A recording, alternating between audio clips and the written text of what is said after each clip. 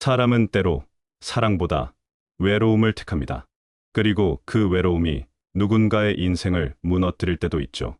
남편은 아픈 어머니를 돌보기 위해 아버지와 함께 한 집살이를 시작했습니다. 아내는 그런 남편을 위로하며 말했죠. 우리 둘만 생각하자. 버텨야 해요. 하지만 그 말은 가족의 시작이 아닌 파멸의 신호였습니다. 어느 날 남편은 보게 됩니다. 아내와 자신의 아버지가 함께 웃고 있는 장면을. CCTV 속 화면이 멈춘 그 순간 그의 인생도 멈췄습니다. 진실은 아팠지만 거짓은 더 오래 갔습니다. 안녕하세요. 사연은 계속된다입니다. 오늘의 이야기 지금 시작합니다. 어머니의 병세가 악화되기 시작한 건 그해 봄이었다. 햇살은 따뜻했지만 어머니의 기침 소리는 묘하게 겨울 같았다. 밤마다 천장을 바라보며 기침을 삼키던 어머니의 모습이 눈에 선했다. 그 소리는 마치 오래된 나무가 부러지기 직전에 내는 마른 비명 같았다. 퇴근 후 병원을 들르는 것이 일상이 됐다. 회사 사람들은 효자야, 효자하며 웃었지만 나는 웃을 수 없었다. 효자라는 말이 무겁게 느껴질 만큼 그때 나는 지쳐 있었다. 어머니의 병실엔 늘 희미한 소독약 냄새와 기계의 일정한 삑삑거림만이 남아 있었다. 아버지는 매일 그 곁을 지켰다. 무표정한 얼굴로 의사의 설명을 듣고 수첩에 무언가를 적곤 했다. 수술을 해야 한다는 건가요? 아닙니다. 이제는 편하게 모시라는 뜻입니다. 의사의 짧은 말에 아버지는 한참을 말이 없었다. 그 침묵이 오히려 더 잔혹했다. 그날 집으로 돌아오는 길, 아버지의 어깨가 유난히 작아 보였다. 젊은 시절, 그 넓은 어깨 위에 나를 태우고 뛰어주던 사람인데, 이제는 세월이 그 어깨를 다 깎아먹은 듯했다. 준호야. 네. 아버지. 사람이 늙는 게 이렇게 허무한 줄 몰랐다. 아버지의 목소리는 담담했지만 그 안엔 무언가가 꺼져가는 소리가 섞여 있었다. 그날 밤 나는 결심했다. 이제 어머니를 병원에만 두면 안 되겠다. 가족이 함께 있어야 한다. 며칠 뒤 아버지에게 말을 꺼냈다. 아버지, 같이 삽시다. 어머니 돌보려면 그래야죠. 그 말에 아버지는 한동안 대답이 없었다. 거실, 시계 초침 소리만 들렸다. 내가 괜찮겠냐? 괜찮아요.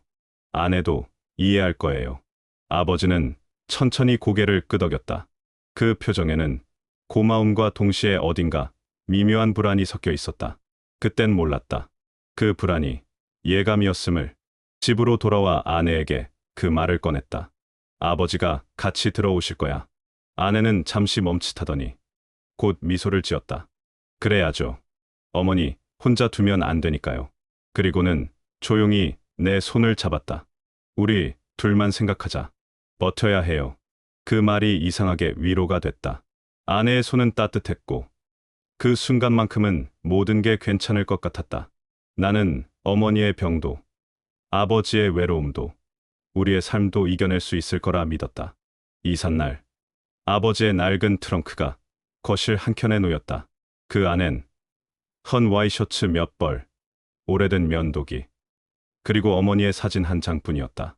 짐이 이게 다예요? 내가 묻자 아버지는 담담히 말했다. 이 나이에 더 챙길 게 뭐 있겠냐? 그날 저녁 내 식구가 한 식탁에 둘러앉았다. 아내는 미소를 지으며 어머니에게 죽을 떠먹여 주었고 아버지는 그 모습을 말없이 지켜봤다. 나는 그 장면이 어쩐지 뭉클했다. 그래, 이렇게 사는 게 가족이지. 하지만 그날 밤 아내가 불을 끄고 내게 말했다. 앞으로 많이 힘들 거예요. 하지만 우리 둘만 생각해요. 부모님 일은 부모님 몫이니까. 나는 대답하지 못했다. 아내의 목소리에는 미묘한 단절이 있었다. 함께 산다는 게 아니라 견딜 일을 대비하는 사람의 목소리였다. 그리고 그 말은 이상하게 오래 머릿속에 남았다. 우리 둘만 생각하자. 그 말이 위로 같으면서도 어딘가 불길했다. 그땐 정말 몰랐다. 그 말이 얼마나 잔인한 아이러니로 돌아올지를. 처음엔 아무 문제도 없었다. 모든 게 평온했고 오히려 감사했다. 어머니는 아내의 손길에 조금씩 미소를 되찾았고 아버지는 아내의 음식에 늘 맛있다고 말했다. 아내는 새벽같이 일어나 죽을 끓였다. 한 번은 아버지가 그 냄비 뚜껑을 열어보며 말했다. 이젠 이 냄새가 집 냄새구나. 그 말에 아내는 조용히 웃었고 나는 그 미소를 보며 마음이 놓였다. 그녀는 정말 좋은 사람이었다. 내가 어머니를 걱정할 때마다 아내는 괜찮아요. 내가 있으니까요. 라며 늘 나를 안심시켰다. 그렇게 몇 주가 흘렀다. 저녁마다 집안은 사람 냄새로 가득했다. 밥 냄새, 약 냄새, 그리고 오래된 가족의 시간들. 나는 그것들이 섞여 만들어내는 공기가 이상하게 따뜻하다고 느꼈다. 이 집엔 아직 사랑이 남아있다고 믿었다. 그러던 어느 날이었다. 퇴근길, 좁은 골목길 모퉁이에서 낯익은 실루엣이 눈에 들어왔다. 아내였다. 그리고 그 옆엔 아버지가 있었다. 두 사람은 마치 오래된 부녀처럼 나란히 걸었다. 아내의 손에는 장바구니가 들려 있었고 아버지는 그걸 대신 들어주며 가볍게 농담을 던지고 있었다. 둘은 웃었다. 그 웃음이 묘하게 오래 이어졌다. 한쪽에서 보던 나는 잠시 발걸음을 멈췄다. 그래, 그냥 마트에 같이 갔겠지. 그렇게 스스로를 설득했다. 그런데 이상하게 마음 한쪽이 쿡 찔렸다. 그 장면은 너무 자연스러웠다. 그래서 더 불편했다. 집에 돌아와 물었다. 오늘 어디 다녀왔어? 아내는 아무렇지 않게 대답했다. 아버님이 마트 가신다길래 같이 갔다 왔어요. 무거운 거 들어드리려고. 목소리는 평온했다. 하지만 이상하게도 눈을 피했다. 그 순간 아주 짧게 스쳐 지나간 아내의 표정이 마음에 걸렸다. 죄책감 같기도 하고 피곤함 같기도 했다. 나는 애써 웃었다. 그래, 잘했네. 아버지, 요즘 힘도 없으시니까.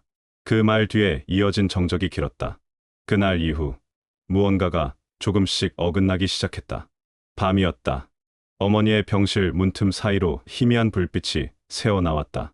물을 가져다 드리려다 문 앞에서 멈췄다. 낮은 대화 소리가 들렸다. 따뜻한 분 같아요. 아내의 목소리였다.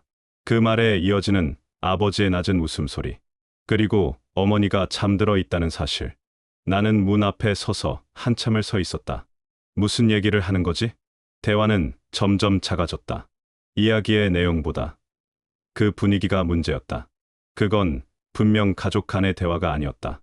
말 사이에 흐르는 공기가 묘하게 부드러웠고 따뜻했다. 그러나 그 따뜻함이 내겐 낯설었다. 며칠 뒤 아버지가 웃으며 말했다. 요즘 내 아내 덕에 사는 재미가 좀 있네. 재미요? 응. 이런저런 얘기도 하고 사람 냄새가 나서 좋아. 아버지는 웃었지만 그 말이 왠지 불편했다. 아내는 여전히 어머니 곁을 지켰다. 그러나 예전처럼 내게 시선을 오래 주지 않았다. 눈을 마주치면 피했고 내 이야기에 반응이 느려졌다. 대신 아버지의 말엔 잘 웃었다. 그때부터 나는 거실 시계 소리에도 예민해졌다. 시계 초침이 틱, 틱, 틱 하고 박자를 세면 그 소리마다 마음이 조여왔다. 그리고 이상하게 어머니 방 앞을 지나칠 때마다 귀를 기울이게 됐다. 요즘은 괜찮으세요? 응. 내가 있으니까 괜찮지. 그런 대화가 이어질 때마다 나는 괜찮다는 말이 점점 불편해졌다. 그날 밤 잠이 오지 않았다. 아내는 옆에서 조용히 숨을 쉬고 있었고 나는 천장을 바라보며 생각했다. 나는 지금 뭘 의심하는 걸까? 내가 잘못된 걸까? 그리고 곧 깨달았다. 사람의 마음은 무너질 때 소리를 내지 않는다는 걸. 무너지고 나서야 그 소리를 듣게 된다는 걸. 그날 밤 문틈으로 새어나오던 그 짧은 웃음소리 하나가 내 인생의 균열이었다. 며칠 뒤였다. 퇴근하고 집에 들어왔을 때 집안 공기가 평소보다 진하게 느껴졌다. 어머니 방에서 들리던 기계음도 부엌의 시계 초침 소리도 이상하게 거슬렸다. 그때였다. 현관문이 열리며 아내가 들어왔다. 왔어요? 내가 묻자 아내는 짧게 숨을 몰아쉬었다. 화장 냄새가 진하게 스며들어왔다. 평소보다 짙은 향수 냄새와 함께 입술엔 붉은 틴트 자국이 남아 있었고 머리카락은 정갈하게 정리되어 있었다. 운동복 차림이 아닌 외출용 원피스였다. 운동 갔다 왔어요. 그녀는 그렇게 말했다. 순간 숨이 멎는 기분이었다. 운동? 운동복도 없이 구두를 신고 머리카락을 이렇게 말끔하게 정리한 채 나는 잠시 아무 말도 하지 않았다. 그녀는 신발을 벗으며 시선을 피했다. 운동 끝나고 잠깐 카페 들렀어요. 친구 만났어요. 그 말은 내 머릿속에서 천천히 깨졌다. 거짓말의 냄새는 향수보다 진했다.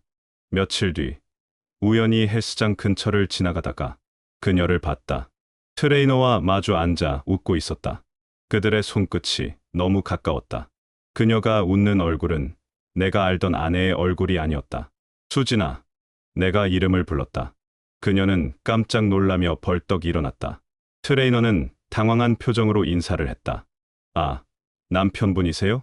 그 목소리가 비수처럼 꽂혔다. 그래요. 남편입니다. 나는 최대한 담담하게 말했지만 내 손은 이미 주먹을 꽉 쥐고 있었다. 아내의 얼굴은 하얗게 질려 있었다. 오해하지 마요. 그냥 상담하던 중이었어요. 상담? 운동 계획이랑 식단 이야기요. 그녀의 목소리는 떨렸다. 하지만 그 떨림이 진심에서 오는 건 아니었다. 그건 들켰다는 두려움의 떨림이었다. 그날 밤 우리는 폭발했다. 거짓말하지 마. 당신은 항상 의심만 하잖아요. 의심. 내가 그럴 짓을 하니까 의심하지. 당신은 한 번도 나를 믿은 적이 없잖아요. 말다툼은 순식간에 감정의 폭풍이 되었다. 그리고 그 폭풍 속에서 손이 먼저 움직였다. 탁. 뺨을 때린 소리가 방 안에 울렸다. 아내의 눈이 커졌다. 그 순간 내 가슴이 찢어지는 것 같았다. 미안해. 하지만 이미 늦었다. 그녀는 아무 말 없이 눈물을 흘리더니 방문을 세게 닫고 들어가 버렸다. 문 너머로 흐느끼는 소리가 들렸다. 그 소리가 나를 찔렀다. 나는 의자에 앉아 머리를 감쌌다. 왜 이렇게까지 됐을까? 내가 잘못한 걸까? 아니면 정말 그녀가 변한 걸까? 다음 날, 이 일은 아버지 귀에 들어갔다. 너무 몰아붙이지 마라. 아버지는 담배를 입에 문 채 조용히 말했다. 사람은 약할 때가 있다. 그 말에 나는 씁쓸하게 웃었다. 약하다는 게 변명인가요? 변명이 아니라 이해다. 아버지는 그 말을 남기고 방으로 들어갔다. 그때는 몰랐다. 그 말이 결국 자기 자신에게 향하는 위선의 문장이 될 줄을. 그날 밤 거실 불이 꺼진 집에서 아버지의 방문 밑으로 희미한 불빛이 새어나왔다. 그 불빛은 이상하게 따뜻했다. 하지만 그 따뜻함이 왜 그리 불안했는지 모른다. 나는 그 문 앞에서 한참을 서 있었다.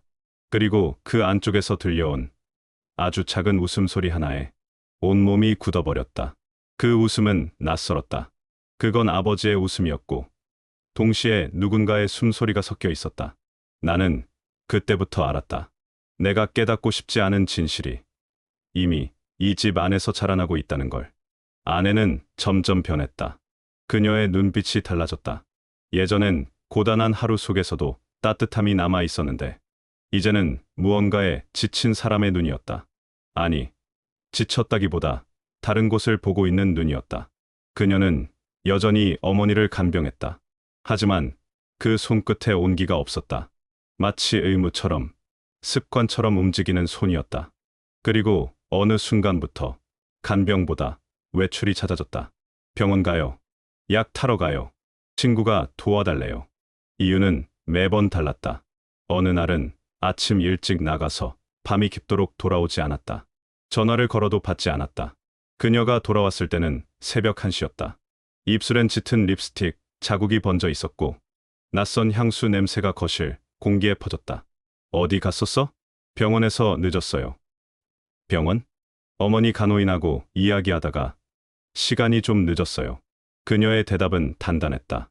하지만 그 눈동자는 불안하게 흔들렸다. 나는 더 이상 묻지 않았다. 묻는 순간 그 대답을 듣는 게 두려웠다. 그날 이후 나는 이상한 버릇이 생겼다. 현관문이 열리는 소리만 들려도 심장이 쿵 내려앉았다. 그녀가 들어올 때마다 냄새를 먼저 맡았다. 그녀의 옷에 묻은 낯선 향. 그건 내가 모르는 세상의 냄새였다. 며칠 뒤 퇴근하고 들어온 나는 믿을 수 없는 장면을 봤다. 아내와 아버지가 마주 앉아 있었다. 식탁 위엔 반쯤 비워진 와인병 하나, 두 잔의 잔. 둘은 웃고 있었다. 그 손끝이 닿을 듯 닿지 않았다. 그리고 그 거리감이 너무 익숙했다. 이게 뭐예요? 내 목소리는 떨리지 않았다. 하지만 손끝이 식탁을 움켜쥐고 있었다. 두 사람은 놀라지도 않았다. 아내는 천천히 잔을 내려놓았다. 오해예요. 그냥 얘기하던 중이었어요. 무슨 얘기요? 어머니 얘기요. 병원비나 앞으로 일상 얘기. 아버지가 웃었다. 너무 예민한 거야. 준호야. 그 웃음은 이상하게 차가웠다. 내가 알던 아버지의 웃음이 아니었다. 아버지는 천천히 의자에서 일어나 내 어깨를 툭 쳤다. 사람끼리 이런 대화도 못하냐? 요즘 너 너무 날카로워. 그 말이 불쾌하게 들렸다. 사람끼리. 그 말 속에 묘한 강조가 있었다. 나는 아내를 바라봤다. 그녀는 아무 말도 하지 않았다. 오히려 고개를 숙이고 미소를 지었다. 그날 밤 나는 잠을 이루지 못했다. 천장을 바라보다가 뒤척이고 결국 거실로 나왔다. 식탁 위엔 와인잔 두 개가 그대로 놓여 있었다. 그 중 하나에는 립스틱 자국이 남아 있었다. 나는 그 잔을 바라보다가 손을 뻗었다. 잔의 표면엔 아직 온기가 남아 있었다. 이게 뭐지? 이건 단순한 오해일까? 아니면 시작일까? 냉장고 안엔 반쯤 남은 와인병이 서 있었다. 병목에 로제트 부르고뉴라는 라벨이 붙어 있었다. 그건 내가 한 번도 사본 적 없는 와인이었다. 누가 샀을까? 누가 그걸 마셨을까? 나는 그 병을 들어 올렸다. 그 순간 아버지의 방에서 문 여는 소리가 났다. 아직 안 자냐? 아버지가 문틈 사이로 얼굴을 내밀었다. 그는 평소보다 단정한 잠옷 차림이었다. 얼굴엔 피곤한 기색 하나 없었다. 아버지, 와인 좋아하세요? 내가 물었다. 아버지는 잠시 나를 보더니 미소 지었다. 살다 보니 입맛이 바뀌더라. 그 말이 왜 그렇게 섬뜩하게 들렸는지 모른다. 그날 이후로 나는 매일 새벽에 깨곤 했다. 이상하게도 그 시간만 되면 아버지 방과 거실 사이에서 낮은 발자국 소리가 났다. 그리고 가끔은 웃음소리도 들렸다. 아버지의 낮은 웃음. 그리고 다른 누군가의 숨소리. 불 꺼진 복도에 서서 귀를 기울이면 그 소리는 아주 희미했다. 그러나 내 마음은 확신하고 있었다. 그 소리는 현실이었다. 잠이 사라졌다. 집이 아니라 지옥이었다. 아내의 행동은 점점 대담해졌다. 이제는 내 앞에서도 거짓말을 숨기려 하지 않았다. 그녀의 표정엔 죄책감이 아닌 익숙함이 자리했다. 그게 가장 무서웠다. 퇴근 후 차고 앞을 지나가던 날, 문득 아버지의 차 문이 반쯤 열려 있었다. 바람이 스쳐 지나가며 안쪽에서 무언가 반짝였다. 무심코 손을 뻗어 집어들었다. 작은 목걸이 하나, 은빛의 얇은 체인, 작은 하트 펜던트. 뒷면에는 익숙한 글씨로 S, J. 아내의 이니셜이었다. 손끝이 떨렸다. 설마 아니겠지. 저녁 식탁에서 물었다. 이거 내 거 아니야? 아내는 목을 감싸주며 말했다. 나 잃어버린 줄 알았어요. 그런데 그게 왜 아버님 차에 있었죠? 그걸 나한테 물어봐? 친구가 잠깐 차 타면서 떨어뜨렸나 봐요. 그녀는 너무 태연했다. 그 웃음이 오히려 소름 끼쳤다. 나는 아무 말도 하지 못했다. 말을 꺼내는 순간 모든 게 무너질 것 같았기 때문이다. 그날 밤 나는 결심했다. 이제는 느낌이 아니라 증거가 필요했다. 그래서 거실, 구석, 시계 뒤편에 작은 CCTV를 달았다. 아무도 모르게. 침대에 누워도 눈을 감을 수가 없었다. 머릿속엔 수없이 같은 장면이 재생됐다. 아버지의 웃음, 아내의 미소, 와인잔, 그리고 그 짙은 향수 냄새. 며칠이 흘렀다. 아무 일도 없었다. 아내는 평소처럼 행동했고 아버지는 아무 일 없다는 듯 식탁에 앉아 신문을 읽었다. 나는 점점 내가 미쳐가고 있는 게 아닌가 싶었다. 그러던 어느 밤, 퇴근 후 컴퓨터 앞에 앉아 CCTV 영상을 돌렸다. 시간은 저녁 9시 12분. 어머니, 방 불이 꺼지고 잠시 뒤 아버지의 방문이 열렸다. 그리고 그 그림자 하나가 아내의 방 앞에 멈췄다. 심장이 천천히 쥐어짜였다. 아내의 방문이 열렸다. 그리고 그 안에서 들린 낮은 웃음소리. 화면 속 두 사람은 서로의 손을 잡고 있었다. 아내는 머리를 기울이며 미소를 지었다. 아버지는 손등을 쓸며 무언가를 속삭였다. 그 말소리는 들리지 않았지만 그 표정이 모든 걸 말하고 있었다. 나는 그 순간 모니터를 주먹으로 내려쳤다. 손끝에서 피가 배어 나왔다. 그러나 아무 감각도 느껴지지 않았다. 다음 날 밤, 거실 문을 열었을 때 둘은 다시 거기 있었다. 테이블 위엔 와인잔 2개. 그들의 손끝이 다시 맞닿아 있었다. 이게 뭐예요? 내 목소리가 갈라졌다. 아내가 놀란 듯 고개를 들었다. 하지만 눈빛엔 공포 대신 짜증이 있었다. 아버님이 왜 여기 계세요? 그녀가 먼저 소리쳤다. 마치 자신이 피해자인 것처럼. 아버지는 당황한 척하며 말했다. 방을 착각했어. 그 말이 어색하게 공중에 흩어졌다. 나는 그 두 얼굴을 번갈아 바라봤다. 피가 머리로 치밀었다. 멈춰요. 내 목소리는 내 것이 아니었다. 둘 다 멈춰요. 정적이 흘렀다. 아버지는 눈을 피했고 아내는 떨리는 숨을 고르더니 당신이 아버님 오해하게 만들었어요. 그 말을 내뱉었다. 그녀는 끝까지 자신을 지켰다. 거짓 속에서 그날 밤 나는 CCTV 영상을 다시 돌렸다. 화면 속 두 사람은 나를 향해 웃고 있었다. 그건 단순한 영상이 아니었다. 내 인생이 부서지는 순간의 기록이었다. 그날 이후로 나는 잠을 잃었다. 방 안의 모든 소리가, 냉장고의 진동조차도 그들의 웃음처럼 들렸다. 집은 더 이상 집이 아니었다. 사랑이 아니라 연극이었다. 그리고 나는 그 연극의 마지막 관객이었다. 나는 결국 장모님께 모든 걸 털어놓았다. 더 이상 혼자 감당할 수 없었다. 몸 안에 쌓인 분노와 모멸이 터질 것 같았다.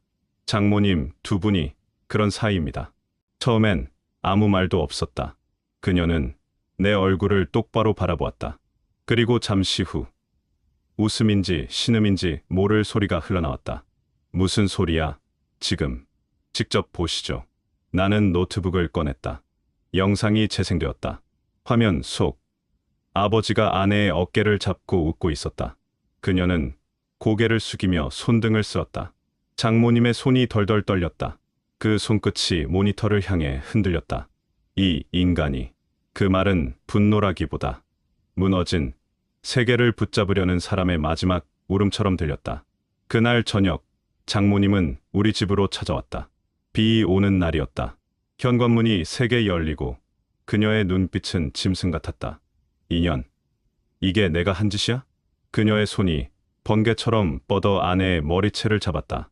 엄마, 그게 아니야. 아니라고? 내 남자하고 그 짓을 하고도. 아내의 비명이 터졌다. 몸이 휘청이며 바닥으로 끌려갔다. 그 소리에 아버지가 방에서 뛰어나왔다. 그만하세요. 아버지는 장모님의 팔을 붙잡았다. 그들의 몸이 뒤엉켰다. 비명, 욕설, 숨소리, 모든 게 한데 섞였다. 당신이 그런 짓을 하고도 사람입니까? 장모님의 손이 아버지의 뺨을 갈겼다. 미쳤어, 다들. 아버지의 외침이 허공에 튕겨나갔다. 그 순간 아내가 울부짖었다. 엄마, 그만 좀 해. 엄마가 뭘 알아. 그 소리에 장모님의 손이 멈췄다. 방 안이 고요해졌다. 그녀의 눈동자가 흔들렸다. 뭐라고 했어? 엄마는 나 이해 못해. 나도 외로웠다고. 그 말에 장모님의 눈빛이 꺼졌다. 그녀는 무너져 내렸다. 내가 내 딸이 맞니? 나는 문가에 서 있었다. 모든 걸 보고 있었지만 아무것도 할 수 없었다.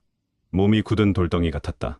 그 소용돌이 속에서 나는 한 가지를 확신했다. 이 집은 끝났다. 부엌, 조명, 아래, 깨어진 와인잔 조각이 바닥에 흩어져 있었다. 그 사이로 아내의 눈물이 떨어졌다. 그리고 그 위로 아버지의 발자국이 스쳤다. 핏빛 같은 와인 자국이 발밑에 번져갔다.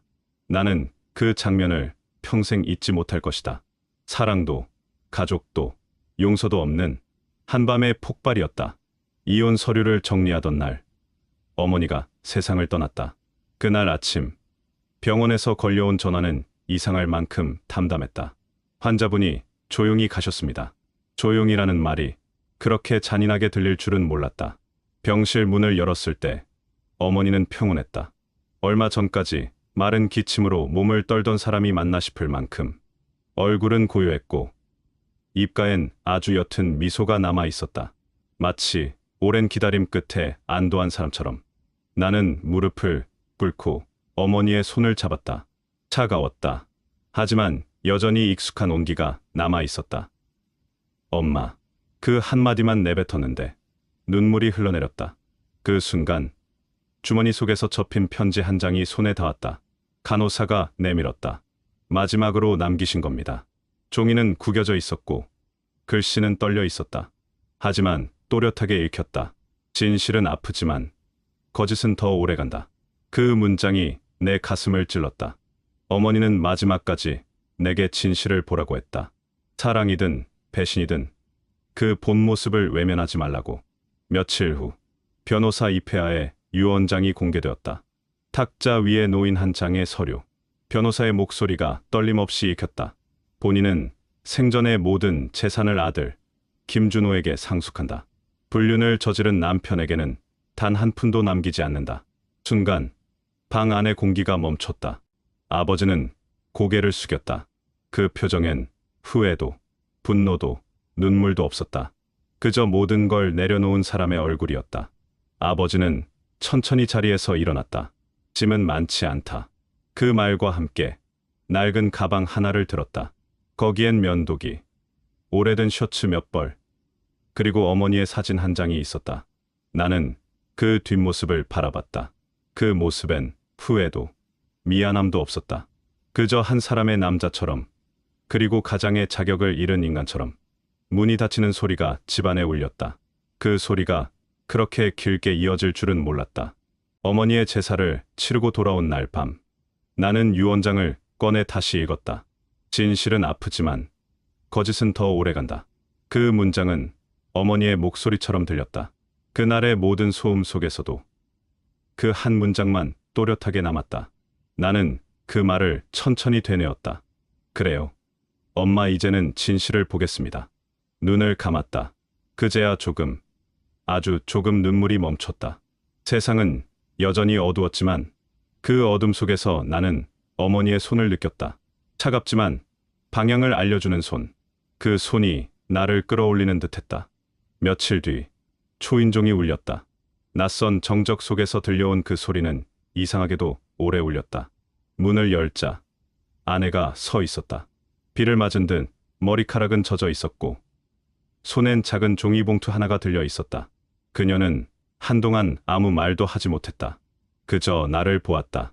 그 눈빛엔 두려움, 후회, 그리고 아직 지워지지 않은 교만이 섞여 있었다. 아이, 생각해서 그녀가 입을 열었다. 한 번만 용서해줘요.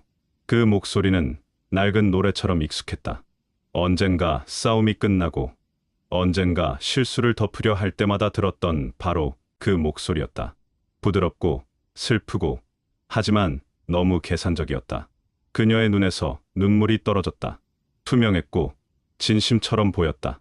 하지만 나는 이제 안다. 그 눈물은 언제나 거짓의 시작이었다. 사람은 죄를 지을 때보다 용서를 구할 때 더 능숙해진다. 너는 우리 아이에게 어떤 엄마로 남고 싶어? 내가 물었다. 그녀는 고개를 들었다. 그게 무슨 말이에요? 나는 아이에게 어떤 아빠로 남을지 생각했어. 그런데 너는? 그녀는 대답하지 못했다. 그 눈동자에 망설임과 두려움이 스쳤다. 그녀는 울었고 손등으로 눈물을 닦았다. 내가 잘못했어요. 정말 그땐 나도 정신이 아니었어요. 당신은 몰라요. 나 얼마나 외로웠는지. 나는 조용히 고개를 저었다. 외로움은 죄의 이유가 될 수 없어. 그건 변명이지. 반성은 아니야. 그녀는 울음을 멈추지 않았다. 눈물에 젖은 얼굴로 내게 다가왔다. 손을 잡으려 했다. 나는 한 걸음 물러섰다. 제발, 아이, 생각해서. 그 이름. 아이. 그 말이 내 마음을 가장 아프게 찔렀다. 아이의 얼굴이 떠올랐다. 그 아이는 아직 세상을 모른다. 누가 죄를 지었는지, 누가 떠났는지, 누가 거짓을 말했는지. 그저 두 팔로 안아주는 사람을 엄마라 부를 뿐이다. 나는 낮게 말했다. 그래, 아이 생각해서 이제 그만하자. 그녀는 울음을 멈추었다. 눈물이 끊기자 얼굴엔 허무한 정적이 남았다. 잠시 후 그녀는 봉투를 내밀었다. 이건 아이 사진이에요. 요즘 많이 컸어요. 봉투 속엔 아이의 웃는 사진 한 장이 들어 있었다. 그 미소는 세상의 어떤 죄보다 맑았다. 그 애한테는 나쁜 말 하지 말아요. 그녀의 마지막 부탁이었다. 나는 대답하지 않았다. 대신 사진을 가만히 내려다보았다. 그 순간 가슴 어딘가가 찢어지는 듯했다. 사랑은 끝났지만 아픔은 여전히 남아 있었다. 그녀는 천천히 일어섰다. 문 앞에 서서 나를 바라봤다. 정말 끝인가요? 그래, 끝이야. 그녀의 어깨가 작게 떨렸다. 잠시 후 문이 닫혔다. 그 소리는 마치 오래된 추억의 관이 덮이는 소리 같았다. 거실엔 고요만 남았다. 탁자 위엔 아이의 사진이, 바닥엔 아내의 눈물 자국이 남아 있었다. 나는 한동안 그 자리를 바라보다가 천천히 중얼거렸다. 눈물은 진심보다 오래 남는다. 이혼은 순식간이었다. 법원에서 판결문을 받은 날, 나는 아이 손을 꼭 잡았다. 그리고 속으로 다짐했다. 나는 이 아이를 위해 다시는 무너지지 않겠다. 그 후로 우리는 둘이 살았다. 아이의 웃음소리가 집 안을 채웠고 오래된 악몽 같은 시간은 서서히 지워졌다. 밤마다 어머니의 말이 떠오른다. 진실은 아프지만 거짓은 더 오래간다. 나는 그 말을 믿으며 살기로 했다. 사랑이 아닌 진실로. 그리고 그 진실이 오늘도 누군가의 선택을 바꾸고 있을지도 모릅니다. 이 이야기는 끝났지만 사연은 계속된다. 구독과 좋아요로 다음 이야기의 문을 함께 열어주세요.